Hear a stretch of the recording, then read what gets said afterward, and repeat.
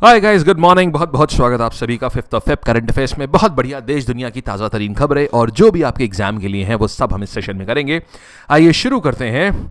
Here we go। And ये हूँ मैं, यानी कि आपका कवच। तो आप में से जो भी लोग चाहते हैं कि हम हाथ पकड़ के हर दिन आपको क्या करना है क्या नहीं करना है, daily weekly monthly plan, proper personalise guidance आप हमारे साथ में हमारी मेंटोरशिप में आप चाहते हैं, तो you guys can enrol into the कवच। ठीक है जी। एंड बाकी ये एक और बात बता दूं, लैब एक्सप्रेस ये जो हमारा ग्रुप डी का बैच है ना, ये आज से शुरू हो रहा है। आज इसकी लास्ट डेट है शुरुआत की, तो आज लोग इनरोल कर लेंगे जो भी ग्रुप डी में चाहते हैं। The code is LAB lab. ठीक, सबके टी शर्ट पे भी छपा हुआ देख रहे हैं। आइए शुरू करेंगे। अच्छा, हम लोग न्यूजीलैंड में देखिए क्या हुआ, माउंटेन को ह्यूमन स्टेटस दे दिया गया है। आपको याद होगा एक यहाँ पर न्यूजीलैंड में एक इनकी पार्लियामेंट में ना एक माओरी डांस हुआ था, याद आया कुछ? एक इनकी MP थी जिन्होंने बहुत तगड़ा सा डांस करना शुरू कर दिया था और बहुत ज़्यादा वर्ल्ड लेवल पे प्रेज मिला था कि अरे वाह, अपने कल्चर को प्रमोट कर रहे हैं। तो बेसिकली वो जो माओरी ट्राइब है ना, वो इसी पहाड़ के नीचे रहता है, इसी के आसपास पूरा माओरी ट्राइब रहता है और वो माओरी ट्राइब इस माउंटेन को वर्शिप करता है। तो इसी पहाड़ को अब दे दिया गया है ह्यूमन फॉर्म का स्टेटस दे दिया गया है। ठीक है, इसका नाम क्या है? इसका नाम है माउंट तारानाकी। इसका नाम है माउंट तारानाकी, ये आ जाता है इसका नाम। ठीक है, और इसको अब एक लीगल पर्सन मान लिया गया है। प्रश्न ये आता है, फर्क क्या पड़ता है? देखिए, whenever we have legal person status for anything, किसी भी चीज के लिए लीगल पर्सन स्टेटस होता है, उससे फर्क ये पड़ता है कि अब उसके जैसे एक इंसान के अपने खुद के राइट्स होते हैं, उसके ऊपर कोई अटैक नहीं कर सकता, उसको कोई नुकसान नहीं पहुंचा सकता। उसी प्रकार से क्योंकि अब ये भी एक लीगल पर्सन के तौर पर माना जाएगा, तो अब पेड़ माने माउंटेन के भी अब अपने खुद के राइट्स होंगे। अब इसके ऊपर कोई भी इसका इस्तेमाल कैसे करना है, इसको अगर कोई नुकसान पहुंचा रहा है, तो जैसे एक इंसान के हक होते हैं वैसे ही इसके पास भी राइट्स हैं। ये उस इंसान के अगेंस्ट जो इसको नुकसान पहुंचा रहा है, उसके अगेंस्ट लीगल प्रोसीडिंग हो सकती है प्रॉपर तरीके से। साथ ही जैसे किसी इंसान को गार्जियन मिलता है कि वो उसके बिहाफ के ऊपर लीगल फैसले ले सकता है, तो अब इस पहाड़ को भी एक गार्जियन मिल जाएगा। हो सकता है मोस्ट प्रोबेबली माओरी ट्राइब को ही रखा जाए, क्योंकि वो वर्शिप करते हैं इसको, और तारानाकी को ना वो अपने पूर्वज के तौर पर मानते हैं, तो इसीलिए इनको ये लिया गया है। तो न्यूजीलैंड का माउंट तारानाकी जो है, ये एक लीगल पर्सन स्टेटस अब इसको मिल चुका है। अच्छा, इंडिया की बात करूं अगर आपको, तो इंडिया में ना जो उत्तराखंड का हाई कोर्ट है, इसने पता है क्या किया था? इसने रिवर गंगा को एक लिविंग ह्यूमन का एक टाइटल, एक दर्जा दे दिया था। रिवर गंगा को लिविंग ह्यूमन का मतलब एक इंसान का दर्जा दिया था। आज का आपका होमवर्क ये है कि आपको बताना है कि ये जो लिविंग ह्यूमन का जो है ना, ये कौन से ईयर में दिया था इसको। और एक और चीज, गंगा की बात ही हो रही है, तो गंगा को नेशनल रिवर हमने कौन से ईयर में नेशनल रिवर का टाइटल हमने दिया था? बता देता हूं, नेशनल रिवर में आपको बता देता हूं सन 2008 में। और लिविंग ह्यूमन का उत्तराखंड हाईकोर्ट ने कब दिया, ये आप मुझे बताएंगे। ठीक है, फिर देखते हैं। देखिए, launch of SwaRail super app. देखिए, सुपर ऐप क्या होती है? ऐप होता है जिसमें एक काम हो सकता है। जब आप सुपर ऐप कहते हैं, इसका मतलब इसमें बहुत सारी चीजें इसमें करी जा सकती हैं। ये देखिए, ये इसका इंटरफेस है, अच्छा सा लग रहा है। और इसमें क्या है, आप टिकट बुकिंग भी कर सकते हैं, आप ट्रेन का स्टेटस भी देख सकते हैं, कितनी लेट है कितनी नहीं लेट है। आप वो ये भी देख सकते हैं कब चलती है कब नहीं चलती है। आप अपने PNR का भी स्टेटस देख सकते हैं। आप खाना भी ऑर्डर कर सकते हैं उसी ऐप के अंतर्गत। आप बहुत सारे काम कर सकते हैं, इसीलिए इसको सुपर ऐप बोला जा रहा है। तो ये रेलवे की अपनी खुद की ऐप है। अच्छा, इन्होंने काफ़ी बढ़िया आइकन वाइकन बनाया हुआ है, काफ़ी इंटरेस्टिंग है ये। तो ये है स्वरेल। और अभी मैं इसको जब डाउनलोड करने गया तो इसमें डाउनलोड नहीं हुआ। क्यों? क्योंकि एक इन्होंने डाउनलोड की लिमिट रखी हुई है, स्टार्टिंग में 5000 लोगों की शायद रखी हुई है, क्योंकि 5000 डाउनलोड ही दिखा रहा था प्ले स्टोर पे। तो उन्होंने अभी बीटा प्रोग्राम है कि पहले 5000 लोगों के साथ टेस्ट कर लेंगे, क्योंकि जैसे ही मैं न्यूज़ बना रहा था तो मैं बड़ा एक्साइटेड हुआ इस चीज़ को टेस्ट करने के लिए। लेकिन अफसोस, अभी आप इसे डाउनलोड नहीं कर पाएंगे, क्योंकि ये बीटा प्रोग्राम पे है, मतलब एक डाउनलोड लिमिट लगा रखी है। जल्दी ही इसको हटा लिया जाएगा। तो इसमें क्या होगा, आप अपना टिकट बुक कर सकते हैं, अपना आप नॉर्मल टिकट मतलब आप रिजर्वेशन भी ले सकते हैं, नॉर्मल टिकट भी ले सकते हैं, प्लेटफॉर्म टिकट खरीद सकते हैं, पार्सल और फ्राइट। मान लीजिए आपने कोई चीज़ आपने रेलवे के थ्रू आपने बुक कराई है, तो उसकी भी इंक्वायरी कर सकते हैं, PNR स्टेटस देख सकते हैं, फूड और ऑर्डर कर सकते हैं। बहुत बढ़िया, बेहतरीन बात है। हमने आपको ये तकरीबन सितंबर के आसपास बताया था कि एक ऐसी ऐप आने वाली है, और अब वो ऐप आ गई। नाम है स्वरेल। ये देखिएगा, centre for railway information system, इन्होंने ही, क्राइस ने ही इस ऐप को बनाया है। आपसे पूछा जाएगा बताइए किसने बनाया, तो क्राइस ने ही। ये क्राइस जो है, ये पूरा IT इंफ्रास्ट्रक्चर देखता है रेलवे का। जैसे आपने IRCTC का भी जो पूरा बैकएंड है, ये वही क्राइस ही देखता है। ठीक, आगे बढ़ा जाए, यहां तक आपने देख लिया बढ़िया से। तो ये ध्यान रखिएगा, जो जो इन्फॉर्मेशन हम आपको दे रहे हैं ये एग्जामिनेशन पर्सपेक्टिव से अच्छी इंपॉर्टेंट इन्फॉर्मेशन होती है, तो इसको ध्यान रखेंगे अपने दिमाग में। ठीक है, फिर देखेंगे मिलिट्री एक्सरसाइज इक्वेरिन। देखो इक्वेरिन का मतलब होता है एक दोस्त, तो ये किसके साथ हो रही है? इंडिया और इंडिया का एक दोस्त जो कि था, फिर बीच में दोस्ती खराब हो गई, फिर अब फिर से आ गया है, तो ये है मालदीव्स। तो भारत और मालदीव्स के बीच में ये एक्सरसाइज हो रही है, डिफेंस एक्सरसाइज, जिसका नाम है इक्वेरिन। एंड ये कहां पर हो रही है इस समय? तो ये चौबटिया उत्तराखंड में हो रही है ये एक्सरसाइज। अब इस एक्सरसाइज का ऐसा होता है कि देखो, एक साल इंडिया में होगी, एक साल मालदीव्स, फिर एक साल इंडिया, फिर एक साल मालदीव्स। तो 2023 में क्या हुआ था? ये अगेन 2023 में कहाँ हुआ था? ये उत्तराखंड में हुआ था। और अगेन फिर से ये 2025 में भी ये कहाँ आ रही है? ये आ रही है उत्तराखंड में। ठीक है, नेक्स्ट कहानी पर आते हैं। अच्छा, एक और बात आपको बताते हैं, मालदीव्स की अगर हम बात करें तो मालदीव्स पता है क्या? ये सबसे छोटी कंट्री है। This is the smallest country in Asia. ये सबसे छोटी कंट्री है पूरे एशिया में। आपको पता है इसका एरिया कितना है? इनफैक्ट दिल्ली में ना, दिल्ली छोड़िए, लखनऊ में भी, जहां हम रहते हैं, लखनऊ में भी कई मोहल्ले पूरे एक देश से बड़े होते हैं। तो पूरे इसका साइज जो है वो 300 किलोमीटर स्क्वायर। ये पूरे के पूरे मालदीव्स का एरिया इतना है, 300 किलोमीटर स्क्वायर। इससे बड़े तो कई सारे यूपी और दिल्ली के मोहल्ले होंगे। अच्छा, आगे बढ़ते हैं।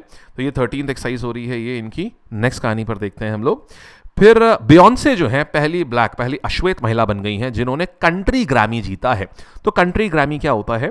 देखिए, ग्रैमी अवार्ड्स जो होते हैं, जैसे आपने आईफा अवार्ड्स देखे, तो इसमें आपने कई कैटेगरीज देखी होंगी कि बेस्ट फिल्म कौन सी है, बेस्ट फिल्म क्रिटिक कौन सी है। ऐसी ग्रैमी अवार्ड्स जो होते हैं ये संगीत की दुनिया के काफ़ी बड़े अवार्ड्स माने जाते हैं। तो अभी ग्रैमी में बियॉन्से ने जीता है, हिस्टोरिक विन है। एल्बम ऑफ द ईयर, देखिए पहली चीज़ इन्होंने दो चीज़ें, एक कंट्री काउबॉय, ये इनका एल्बम था, नाम था कंट्री काउबॉय, या बेसिकली कंट्री काउबॉय क्या, काउबॉय कार्टर ये नाम था इसका, काउबॉय कार्टर, काउबॉय कार्टर। एक था काउबॉय कार्टर, नाम इंपॉर्टेंट होते हैं इसलिए आपको याद करने होंगे। काउबॉय कार्टर ये इनका एक एल्बम था, और ये कैटेगरी होती है यहाँ पर कंट्री एल्बम की कैटेगरी। तो कंट्री एल्बम कैटेगरी में इन्होंने ये जीता है, काउबॉय कार्टर। इसको एल्बम ऑफ द ईयर का अवार्ड मिला है। दूसरा, बेस्ट कंट्री एल्बम का भी अवार्ड इनको मिला है। तो इन्होंने दो जीते हैं। और बेस्ट कंट्री एल्बम में आज तक हमेशा सिर्फ श्वेत लोग यानी व्हाइट्स नहीं जीता था। तो बियॉन्से पहली अश्वेत महिला बन गई हैं जिन्होंने बेस्ट कंट्री एल्बम जीत लिया। समझ गए? तो ये एक रिकॉर्ड बना है, प्लस महिला की तरफ से है, तो ये अगेन इंपॉर्टेंट हो जाता है एग्जाम के लिए। ठीक है, फिर आगे। अच्छा, एक और बात बता दें, अभी इन्हीं के साथ में जो ये एक सिंगर है, इंडियन अमेरिकन सिंगर, इनका नाम है चंद्रिका टंडन, इनको भी अवार्ड मिला है बियॉन्से के साथ में। इन्होंने इस एल्बम में इन्होंने भी काम किया था। तो इंडियन अमेरिकन सिंगर है चंद्रिका टंडन, इनको भी अवार्ड मिला है। अच्छा, किस कैटेगरी में इनको अवार्ड मिला है? बेस्ट न्यू एज एम्बियंट और चैंट एल्बम कैटेगरी में। तो इस कैटेगरी एल्बम, अब देखिए ये कैटेगरी का सिर्फ नाम है, ऐसा नहीं कि आपको समझना है इसमें कुछ नहीं, ये अलग अलग, अब जैसे म्यूजिक है, अब अलग अलग प्रकार का म्यूजिक होता है, तो अलग अलग कैटेगरीज होते हैं। तो इसमें चंद्रिका टंडन को अवार्ड मिला है। फिर बात करेंगे वर्ल्ड कैंसर डे की बात करते हैं। देखिए, वर्ल्ड कैंसर डे हम प्रत्येक वर्ष, हर साल, डेट क्या है इसकी फिक्स है, every year on 4th Feb, हर साल 4 फरवरी को वर्ल्ड कैंसर डे मनाया जाता है। इसकी शुरुआत कब हुई थी? सन 2000 में शुरुआत हुई थी। क्यों इसकी शुरुआत 2000 में इसलिए हुई थी? देखिए 2000 ना एक मिलेनियम ईयर था, मतलब जो कि शताब्दी पूरी होने पर, मतलब 100 वर्ष कंप्लीट होने पर आता है। तो पेरिस में कन्वेंशन हुआ, और पेरिस में कन्वेंशन हुआ कि हम कैसे अब अगले 100 सालों में हम कैसे कैंसर को कंट्रोल करेंगे। तो इसीलिए वहां पर ये इवेंट किया गया। अब उस इवेंट में डिसाइड ये किया गया कि चलो ठीक है, फिर हम लोग हर साल 4 फरवरी को हम लोग ना वर्ल्ड कैंसर डे के रूप में मनाएंगे, ताकि हम ना अवेयरनेस फैला पाएं। कौन इसको सेलिब्रेट करता है? कौन सी पार्टी है ये? तो union for international cancer control, UICC, union for international cancer control, ये करती है। इसके हेडक्वार्टर्स जेनीवा स्विट्जरलैंड में है। इसके हेडक्वार्टर्स कहां पर है? जेनीवा स्विट्जरलैंड में है। और 1933, बहुत पुरानी ऑर्गेनाइजेशन है ये, 1933, ये हर साल करती थी, मतलब अलग अलग कन्वेंशंस करती थी, लेकिन कभी भी कोई ना कैंसर को लेके दिन नहीं फिक्स था। तो इन्होंने जब 2000 में ये होस्ट कर रहे थे, इन्होंने बोला देखिए अब ना सरकारों से आग्रह किया, हमको एक दिन चाहिए कि हर साल हम इसको सेलिब्रेट कर पाएं, ताकि हम अवेयरनेस फैला पाएं। तो 4 फरवरी सन 2000 से ये हर साल इसको सेलिब्रेट करना शुरू कर दिया गया। ठीक है, इसी में सारी कंट्रीज ने मिल करके एक साइन किया था अग्रीमेंट, उसको बोलते हैं Paris charter against cancer cancer. मतलब पेरिस में एक अग्रीमेंट हो रहा है जो सारी सरकारें फॉलो करेंगी। उसके तहत क्या था कि सभी सरकारें जो हैं अब क्या करेंगी, ये बेटर हेल्थ केयर पॉलिसीज लेकर के आएंगी, ज़्यादा से ज़्यादा रिसर्च को प्रमोट करेंगे कैंसर में, ज़्यादा से ज़्यादा प्रिवेंशन के ऊपर ध्यान देंगे, कैसे कैंसर को प्रिवेंट किया जा सकता है, और अच्छे से अच्छा ट्रीटमेंट ऑफ कैंसर लाने की कोशिश करेंगे। तो इसीलिए हम वर्ल्ड कैंसर डे 4 तारीख को मनाते हैं। मुझे उम्मीद है यहां तक आपको बात बढ़िया बेहतरीन तरीके से समझ आ गई होगी। आइए और आगे बढ़ते हैं, यहां तक हमने देख लिया है। फिर देखिएगा अंडर 19 वर्ल्ड T20। देखो तो कहानी क्या हुई थी, सन 2023 की बात है। सन 2023 में क्या हुआ, महिला क्रिकेट वर्ल्ड में एक बहुत बढ़िया चीज शुरुआत करी गई।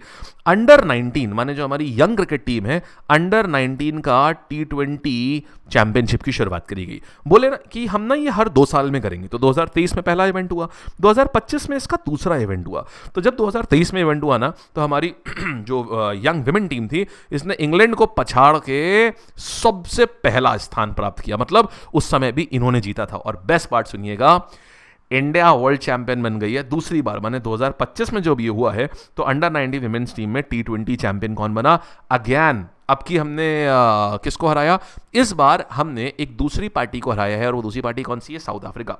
साउथ अफ्रीका को हरा करके इंडिया फिर से जीत गया है, यहां पर दूसरी बार जीत गया है ये चैंपियनशिप। समझ गए आप। अच्छा, इसमें प्लेयर ऑफ द टूर्नामेंट किसको बनाया गया है, गोंगडी त्रिशा। गोंगडी त्रिशा जो है ये इनको बनाया गया, ये इंडिया की ही है, इनको बनाया गया प्लेयर ऑफ द टूर्नामेंट। बढ़िया है ना, प्लेयर ऑफ द टूर्नामेंट और प्लेयर ऑफ द मैच दोनों को ही इनको बनाया गया। तो ये है पूरी सी कहानी। तो वो जो women under 19 T20 world cup है, इसके बारे में मैंने आपको बता दिया। ये एक इंटरनेशनल क्रिकेट टूर्नामेंट है जिसमें अंडर 19 विमेन्स टीम पार्ट लेती है, और इसको ऑर्गेनाइज वही ICC ही करता है, इंटरनेशनल क्रिकेट काउंसिल ही करता है। पहली बार 2023 में करा गया था, और हर 2 साल में एक बार होता है ये। ठीक है, चलिए नेक्स्ट कहानी पर आते हैं, आइए आगे बढ़ते हैं। अच्छा, एक और चीज़ बता दें आपको, जब 2023 में जीते थे ना, तो इसकी जो कैप्टन थी वो कौन थी, सबसे पहली बार जब जीते थे तो इनकी कैप्टन थी शेफाली वर्मा। छोटा सा सवाल मैं आपसे बोल रहा हूँ, आज का होमवर्क है, जब 2025 में हमने ये चैंपियनशिप जीती है ना, तो बताइएगा कैप्टन का नाम क्या है। छोटा सा होमवर्क आपको दे रहा हूँ, ठीक है, करिएगा ज़रूर प्लीज़, हाँ ज़रूर से करिएगा। आइए नेक्स्ट कहानी के ऊपर आते हैं हम लोग। अच्छा, आपको बताऊं ये मैंने क्यों बताया, ज़्यादा चांसेस ना इस सवाल के आने के हैं कि 2023 में कैप्टन कौन था। SSC की एक आदत है, रेलवे SSC ये सब क्या करते हैं, ये आज की न्यूज़ उठाते हैं, ये आज की न्यूज़ उठाते हैं, और ये उसका जस्ट पिछला कनेक्शन जो होता है ना, ये उसके बारे में स्टैटिक पूछते हैं। तो अब ये, क्योंकि मैं काफ़ी टाइम से करंट पढ़ा रहा हूँ पिछले 6-7 साल से, इसलिए इसका बहुत अच्छे से आइडिया है। तो आप देखिए, इसलिए मैंने क्या किया, आपको न्यूज़ ये वाली बताई, लेकिन कैप्टन 2023 का बताया। लर्नर्स परेशान होते हैं, अरे 2023 की न्यूज़ पूछ ली। ऐसा नहीं होता है दोस्त, ये उसका पक्का कोई ना कोई रिलेशन होता है, जो करंट इवेंट ही होता है, लेकिन उसका रिलेशन पीछे से होता है, ये चीज़ होती है। आइए फिर देखते हैं, farmer chief election commissioner Naveed Chawla साहब, ये ही लेफ्ट फॉर हेवनली अबोर्ड, माने ये नहीं रहे हमारे बीच में। ये 2005 से लेकर 9 तक चीफ इलेक्शन कमिश्नर थे। अच्छा, अगर मैं चीफ इलेक्शन कमिश्नर की बात करूं तो छोटे से ना स्टैटिक पॉइंटर्स यहां पर हमारे लिए इंपॉर्टेंट हो जाते हैं। तो चीफ इलेक्शन कमिश्नर के बारे में छोटी सी बात, इनका आर्टिकल, मेन चीज जो है ये है इनका आर्टिकल, की आर्टिकल क्या है इंडियन पॉलिटी में और पार्ट क्या है। छोटी छोटी बातें हैं, छोटी छोटी बातें हैं, और आपके दिमाग में ना ये सब चीजें इतना आपको शार्प होना चाहिए कि जैसे ही ये बात आई आपके दिमाग में तुरंत ना पार्ट आ जाए, आर्टिकल आ जाए, ये सारी चीजें आपके दिमाग में आ जानी चाहिए। ठीक है, कि किस पार्ट से है, किस आर्टिकल से है। तो अगर मैं इनके आर्टिकल की बात करूं तो क्या हो जाएगा, अगर इनके आर्टिकल की बात करूं तो क्या चीज आ जाएगी, आंसर हमारा क्या आएगा, what is the article for this election commission, बता दें, हम ही बता देते हैं, चलिएगा देखिए। तो सबसे पहले आर्टिकल आ जाता है 315, या फिर देखो कन्फ्यूजन किस में होता है, मैं आपको ये बता दे रहा हूँ किस वाले में कन्फ्यूजन होगा। कन्फ्यूजन होगा 315 है या 324 है, ये वाले सिर्फ आपको इसमें आएगा कि 315 है या 324 है। एक और बार, दूसरा इनका टेन्योर, तब तक सोचिए मैं बताता हूँ अभी आपको इनका टेन्योर कितना होता है। ये खास चीज़ होती है, इनका टेन्योर जो होता है वो 6 ईयर्स का होता है। किसी भी चीफ इलेक्शन कमिश्नर का जो टेन्योर होगा वो हमेशा ही 6 साल का होगा ये, ठीक है। अच्छा, इसके बाद में ये बताइएगा आज के टाइम पे करंट चीफ इलेक्शन कमिश्नर कौन है, ये आ जाती है बात थोड़ी रिलेवेंस की। आज के टाइम पे who is the current chief election commissioner, current आज के टाइम पे करंट चीफ इलेक्शन कमिश्नर कौन है, ये दिमाग में आ जाना चाहिए तुरंत ही। आंसर आएगा श्री राजीव कुमार, ये प्रेजेंट के टाइम पे चीफ इलेक्शन कमिश्नर हैं। बात समझ आई बढ़िया से, कोई समस्या नहीं।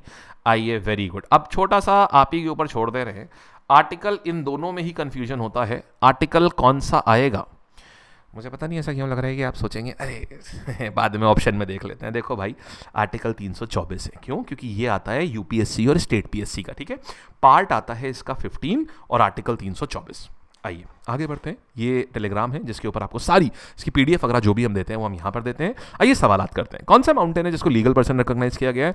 माउंट तारानाकी, ये आ जाएगा। फिर देखिएगा, माउंट तारानाकी न्यूजीलैंड में है। ये किस टाइप का वोल्केनो है? एक्टिव है, डॉर्मेंट है, कोल्ड है? दोस्तों ये डॉर्मेंट वोल्केनो है। डॉर्मेंट वोल्केनो वो वोल्केनोज होते हैं जो कि नॉन हिस्ट्री में तो नहीं आए हैं, हमारे सामने तो कभी नहीं इरप्ट हुए हैं, लेकिन जो उनके आसपास पूरा टोपोग्राफी है, माने जो जमीन है वो ऐसी साफ पता चल रही है कि ये जमीन इस पर्वत के आसपास है। जैसे ये पर्वत है, इसके आसपास की जो जमीन है ये इग्नियस रॉक की बनी हुई है, तो जिससे ये पता चल जाता है कि ये पहले कभी ये इरप्ट हुआ होगा। ऐसे को बोलते हैं डॉर्मेंट वोल्केनो। और एक्टिव का मतलब होता है जो नॉन हिस्ट्री में अभी इधर 1000, 2000, 3000 साल में कभी वो इरप्ट हुए हों, ठीक है। फिर बात करेंगे 13 जॉइंट मिलिट्री एक्सरसाइज हो रही है, तो उसका इंडियन आर्मी ऑफ मालदीव्स का तो क्या नाम है इसका नाम है इक्वेरिन, शाबाश। फिर अभी हाल ही में पहली अश्वेत महिला कौन बनी है जो कि ग्रामी में कंट्री म्यूजिक कैटेगरी में जीता है? तो ये आ जाएगा हमारे पास में बियॉन्से। काउबॉय कार्टर नाम है इनके एल्बम का। वर्ल्ड कैंसर डे कब मनाते हैं? हम हर साल 4 फरवरी को मनाते हैं, और इस बार की क्या है? यूनाइटेड बाय यूनिक, ये इस बार की थीम है। फिर कौन सी कंट्री चैंपियन बनी है दूसरी बार लगातार? ये नन अदर देन हमारा Bharat. And then we have former chief election commissioner Naveen Chawla साहब पास हो गए। कब बने थे ये? 2005 में बने थे ये, ठीक है जी। That's it for the day guys. ये थे आपके पूरे संपूर्ण करंट अफेयर्स। एंड अब हम लोग चलते हैं, और ये मेंटोरशिप बैच आपको मैं बता चुका हूं, ये आप में से जो भी लर्नर्स ना अपना पथ भ्रमित लगता है आपको कि कभी कभी मोरल डाउन हो जाता है, कभी कभी लगता है यार कि मुझे कोई तो हो यार जो जिससे मैं पूछ पाऊँ यार क्या गड़बड़ कर रहा हूँ, मैं कहाँ खराब कर रहा हूँ, कुछ भी ऐसा है ना, तो आपके लिए ये है, ठीक है, कवच। यहाँ पर मैं हूँ आपका कवच, ठीक। चलिए, और लैब एक्सप्रेस बालक लोग ध्यान रखना, ये आज से शुरू हो रहा है। और ये कवच भी है ना, इसकी प्राइस है 2199। इसमें कंप्लीट जीएस भी, पूरा जीएस इंक्लूडेड है इसमें, मेंटोरशिप के साथ साथ पूरा जीएस भी है। ये अभी आपको इट इज़ LAB लैब, ये कोड है, इसमें आपको अभी आपको 999 का पड़ेगा ये आपको, ठीक है। चलिए, thank you, bye, tata, take care. ये सब किताबें और ये आपकी पीडीएफ की लोकेशन कहाँ मिलेगी आपको, ठीक है गाइज। चलो मिलते हैं आज सुबह 10 बजे अब लाइव सेशन में अपने। हाँ जी, thank you so much, bye bye.